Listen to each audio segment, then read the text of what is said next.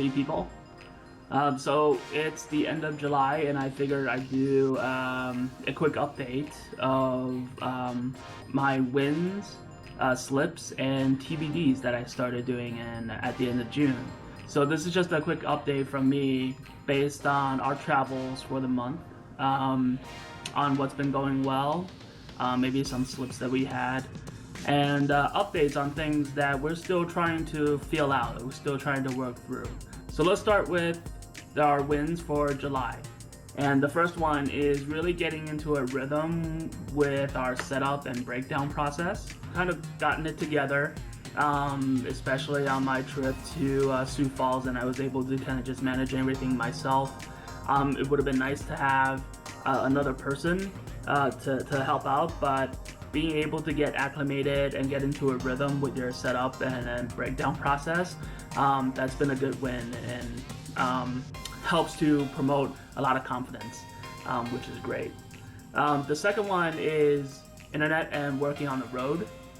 So my trip to Sioux Falls was also the first time that I was able to work from an RV park and campground, just making sure that I have internet access and I'm able to plug away as needed and be on calls, especially since in the time of COVID, everything's on video conferencing. So making sure my internet access through my Cricket hotspot is working well. Pretty happy about the fact that it worked out well. The third win I would call out would be our Govee smart thermometer. And it's also a humidity sensor. And that's something I installed in preparation of our trip to Wisconsin to House on the Rocks. Okay, I have in my hand a Govee temperature and humidity monitor. This thing, got it off of Amazon for like $50. So when we go to Wisconsin this weekend, there's a couple things that we want to do, hikes that we want to do, and Toby's just not good about taking long walks at this point. So since it's been really hot and we're in the midst of a solid heat wave, I wanted to get this to make sure that we get a good idea of what the temperature is like in the trailer. So I'm gonna go install this right now. We'll talk a little bit more. Okay, so there's a couple ways that we can install it. This is right now, I'm in our camper. It's been sitting out here a week and a half at this point. We leave tomorrow, and you can see it's picking up on the temperature and humidity right now. There are a couple ways to install it. One is they give you this plate. They give you this 3M tape, so you could just stick it to, at the back of this, and then it goes on there, and then your device hooks into this. So I'm gonna take the back plate, I'm gonna use the double-sided tape, stick it on here, and then the device would just stick on here. Well, had to call an audible. I discovered if I were to put it up here, it would have been hard to really take off. So I decided to put it by the fridge, and we have the space here because of the slide. So the slide's not gonna hit it.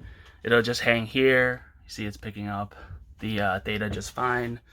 In order to go to the House on the Rocks, we were gonna be away for probably like 3 or 4 hours at a time. The weather was pretty hot. We did leave the AC running, but having the thermometer be connected to our hotspot and be able to just kind of capture the temperature and the relative humidity that's inside the RV, for us being away and still having access to understand the environment that our pets are in, and also being able to set up alerts if the temperature or the humidity inside the RV goes past a certain point. We get alert, we could double back and get back to the pets as soon as possible. And it worked out really well while we were on House on the Rocks. So we're looking forward to kind of use that a bit more, especially as we head to Michigan for a week in August. So Govee smart thermometer, I would look that up. It's relatively cheap too, so if you're traveling with pets, it should be a good small investment for you to make. Now for some slips. The first one goes back to our trip to Wisconsin. So we got to Fox Hills RV Park and campground after dark. So I really had to rely on Michelle to help me back into the campsite. Once we were in the campsite, I just connected the electric so that we could run the AC because it was hot, and just get everybody settled in, went to bed, and then finished setting up the next morning so that we don't bother people too much. So moving forward, I think it was just a good lesson for us to take and say that we definitely want to get to a campground before the sun sets so that we could avoid setting up in the dark. The second slip that we had is a continued theme, apparently, with the cat. This time around, she was pretty good in the trailer when we went to Wisconsin. But where we had our issue was on our way back from Wisconsin. She was really adamant about not being in her carrier, so she broke out and started, started milling around the car itself as we were on our way back. Thank goodness we were able to control her quite a bit. The way we have our pets and us laid out is Michelle and I are in the front seat. We had Henry in his crate in the second row, and Kitty in the her carrier in the second row. Toby largely has the run of the space after the second row, so he's laying down there. There were a couple of times where Kitty tried to go back there, and we had to yell at her to not do it. But once we got through some of those initial difficulties, and she really just started to calm down, I think it went okay by the time we got home. Once we parked, Michelle grabbed her and ran her up into the garage and threw her in her house just so we could take our time and with getting the rest of the stuff in so that she's not a distraction. The last parts are all about the TBDs.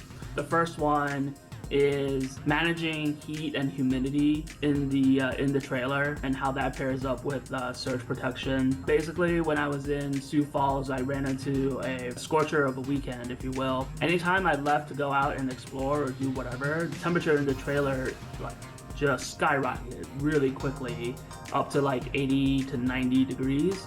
So when I got back, the only thing I could do was really just try to run the AC as much as possible. We have a small Vornado fan to help with air circulation, and that was helpful. But then I started realizing that our surge protector kicks in if we have the AC on for too long, and it just shuts the entire power down to the trailer. Now I have to imagine it's for the benefit of the trailer. So, but what I had to do was run out, basically shut the circuit breaker down, and then reboot it and just replug the surge protector in, and I had to do that a couple times. So to me, that was a bit of a lesson in terms of probably managing the power strain that's on the trailer a little bit better, or what is our tolerance in terms of heat a little bit better, or how can we do more to circulate the air and to keep somewhat cool within the trailer without using the AC too much. So that's going to be something that we'll continue to figure out, especially as we head up to Michigan in August. But also hopefully we don't run into super hot temperatures. But any other inputs there, I'm happy to take from folks who are watching this. The second thing that's a TBD is a tire pressure monitoring system. I just installed ours on our trip to Wisconsin. Okay, so here is the tire minder signal booster. So, like I said, I have it's stuck onto the metal frame with some nano tape. Feels pretty sturdy, so shouldn't go anywhere. Some of the extra wires tucked it behind the battery. So hopefully that'll be good. Got all 4 tires fitted. So I have the range extender on the back of the A-frame, and then I have the monitoring system itself up high on the windshield. So far, no major issues there. Curious to see how that goes as we continue our camping season this summer. The last one, which is a pretty quick update, will be a quick update on the Levelmate Pro. So if you guys remember from last month, I had installed it and I was having troubles really getting it to connect to my phone when I needed to. And I did realize that what happens is when my phone, when I connect my phone to the car's head unit, because the car has Android Auto, it is compatible with Android Auto, it connects the phone to the head unit via Bluetooth. And at the same time, I also have my watch connected to the phone via Bluetooth. So I think, like I said it last month, I think I just have too many devices connected to Bluetooth for it to grab the signal from the Levelmate Pro appropriately when I need to fire it up to understand how level I am. So what I did, especially when I went to Sioux Falls, was even before I pulled it up, I made sure to disconnect from the head unit and took the Bluetooth connection away to the head unit. And once I did that, I went in and tried to connect to Levelmate Pro, and it worked seamlessly.